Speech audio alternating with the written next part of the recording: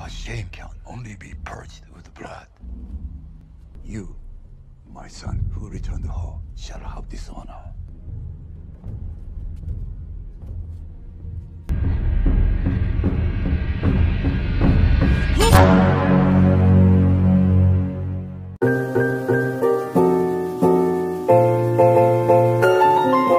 Halo para omnivora dimanapun kalian berada, bagaimana kabarnya? Di video kali ini saya akan membahas sebuah film bergenre aksi kriminal, di mana film ini diperankan oleh kakak angkat saya, yaitu Rain, yang sekaligus menjadi kiprah perdananya di dunia perfilman Hollywood.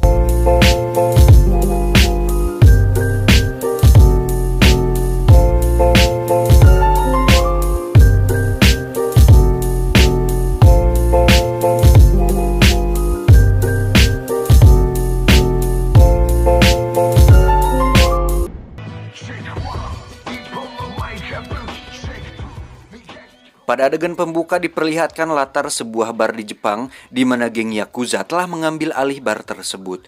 Di sisi lain ada seorang kakek pemasang tato sedang dimarahi oleh ketua geng karena dianggap tak becus memainkan jarum tato di bahunya. What the fuck? You doing it wrong. There is a conflict between the needle and the skin, between the mark and the man. What did you just say, old man? Huh? Tiba-tiba, anggota geng lainnya datang membawa amplop berisi black sands atau pasir hitam, di mana menurut si kakek tersebut, itu merupakan sebuah kode akan terjadinya pertumbahan darah oleh sekawanan ninja. Namun justru mereka malah memperolokkan si kakek karena menganggap cerita itu hanya mitos belaka. Looks like a ninja, boss. A ninja? Dan selang beberapa detik kengerian itu benar-benar berlaku di sana. Satu persatu tubuh anggota geng hancur berantakan bersama tebasan demi tebasan pedang ninja yang konon tajamnya melebihi lidah tetangga. Lah, kok...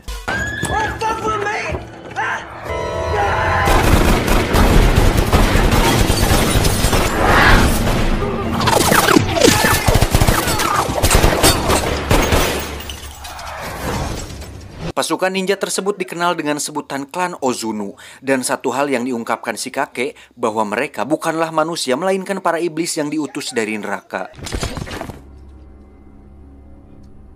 For 57 years I've told your story.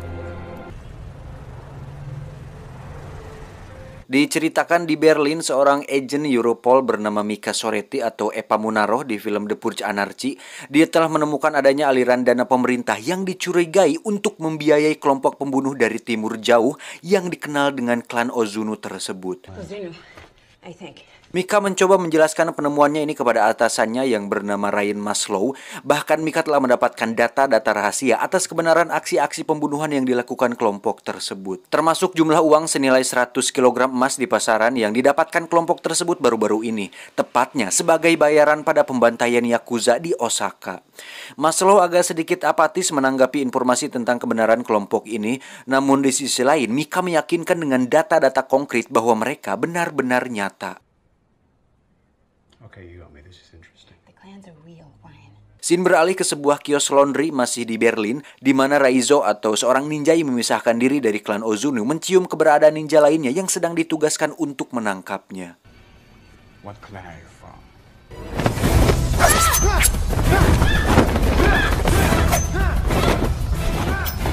Beruntung, Raizo berhasil menaklukkan ninja wanita tersebut, kemudian memperekoskannya di dalam mesin laundry sampai si wanita tewas tercuci. Tiba di kamar apartemennya, Raizo langsung mengecek perkakasnya untuk jaga-jaga. Di antaranya ada kunai Shuriken Kusarigama masih tersimpan rapi di sarangnya. Sekilas dia teringat sugesti atau doktrin dari klan Ozunu, di mana selama bertahun-tahun dia ditempa dengan ketatnya disiplin bela diri ninjatsu yang tak kenal belas kasihan itu. You are part of me. Di sanalah dia bersama anak-anak yatim lainnya tak boleh berkeluh kesah atas rasa sakit dan penderitaan yang diterima. Kekuatan itulah yang kemudian membuat Raizo masih bertahan hingga saat ini, bahkan dia terus merawatnya. Raizo, welcome him as your brother. Di sisi lain, guru besar Ozunu menganggap Raizo kecil sebagai anak yang sangat potensial, di mana kelak akan menggantikan posisinya, sehingga dia mendapat perlakuan ekstra keras daripada anak-anak lainnya.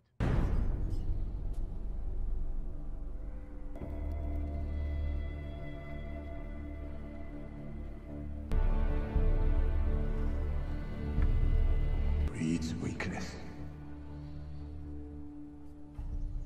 Dari sini Reizo mulai merasakan aroma kekejaman yang mencuat di sana, dan semenjak itu pula lah seseorang mulai menaruh rasa simpati terhadapnya.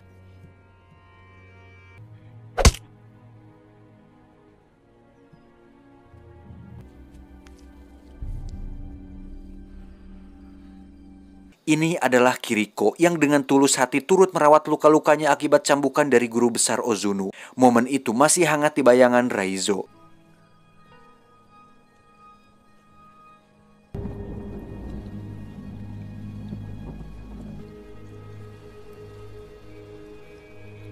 Scene beralih ke New York di mana Mika terus menelisik informasi terkait pembunuhan oleh klan Ozunu.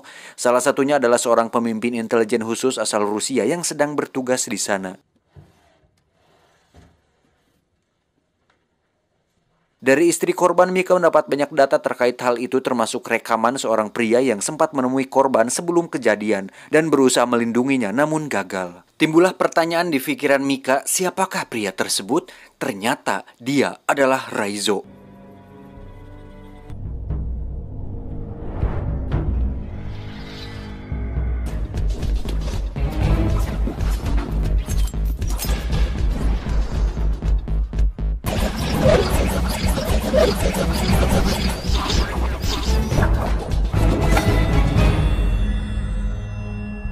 Keterlibatan Maslow pada penanganan kasus ninja yang dikenal sebagai mitos ini memancing perhatian dari pemimpin lembaganya.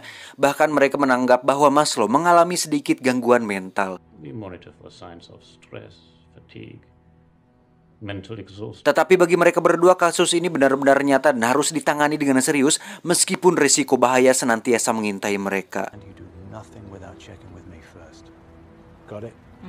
Sekilas sejarah tentang klan Ozunu atau sebuah perguruan yang tersembunyi di atas bukit bersalju di timur Asia. Mereka telah ada sejak abad ke-14, ditemukan oleh seorang penjelajah muslim yang bernama Ibnu Battuta. Beliau sempat mengambil alih fungsinya dan dijadikan sekedar perguruan seni bela diri semata. Namun di balik itu ternyata guru besar Ozunu berambisi menjadikan klan ini untuk tujuan yang lebih ekstrim. Bahkan pada abad modern ini, eksistensi mereka sangat dikenal sebagai klan pembunuh tingkat tinggi.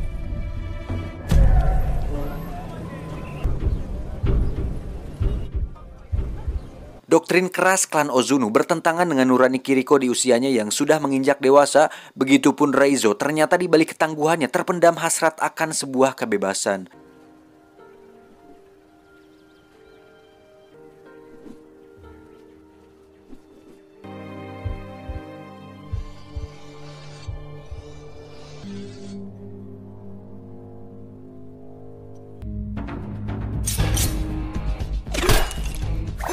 Diam-diam, Reizo merasa resah tak karuan pasca pertemuannya dengan Kiriko di taman itu. Sementara Kiriko pun merasakan keajaiban yang sama.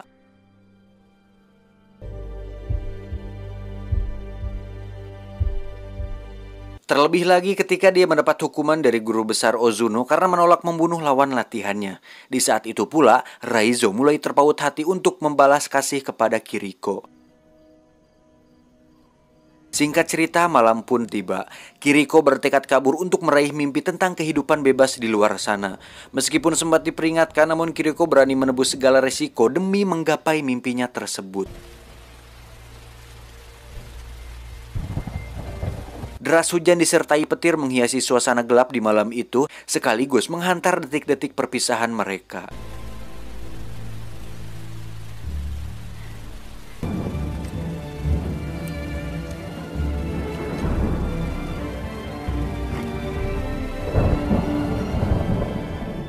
Scene kembali berfokus pada Mika yang hendak pulang ke apartemennya, namun situasi di sana berubah mencekam karena jaringan listrik di komplek tersebut tiba-tiba terputus. Rona ketakutan terlihat di sorot matanya meskipun dia tetap memberanikan diri menyusuri sisi gelap apartemennya. Suasana bertambah mencekam ketika ditemukan amplop mencurigakan yang dia sendiri sudah sangat memahami maksudnya. Tiba-tiba dari balik kegelapan suara pedang menyambar Mika, namun beruntung sesosok ninja lainnya datang memberi perlawanan bahkan seperti melindunginya. Dan ternyata dia adalah Reizo, sosok yang sedang Mika cari.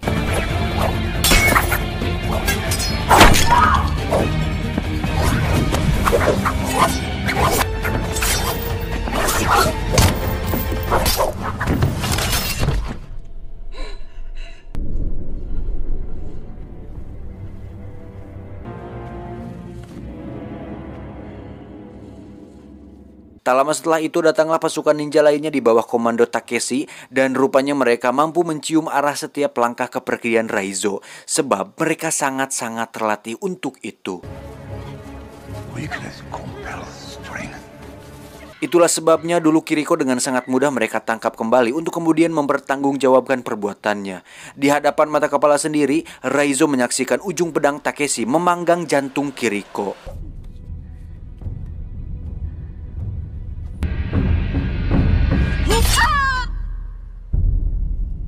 Semenjak kejadian tersebut, Raizo memilih untuk mengikuti jejak kekasihnya meskipun dia harus menjadi target buruan klan Ozuno hingga saat ini. Di sisi lain, Mika nampak belum percaya bahwa Raizo telah menyelamatkan dirinya dan memilih untuk membelot dari klan tempat di mana dia telah dibesarkan.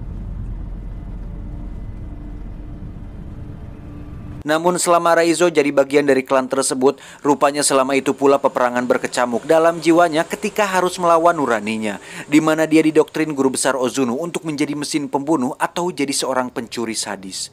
Bahkan syarat menjadi ninja sejati, dia harus mengeksekusi mati teman seklannya yang mencoba kabur. Spontan hal itu mengingatkan dia pada sosok mendiang Kiriko yang tewas di tangan Takeshi.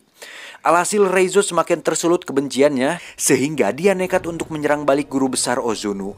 Maka pecahlah serangan brutal dari kawanan ninja lainnya yang kemudian menghempaskannya jatuh ke dasar gedung.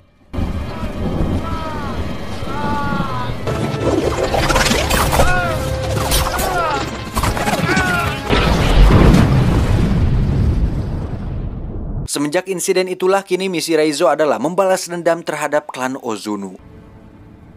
Exit here. Singkat cerita, Mika membawa Raizo menemui Maslow untuk rencana negosiasi. Namun yang terjadi kemudian, motor anjing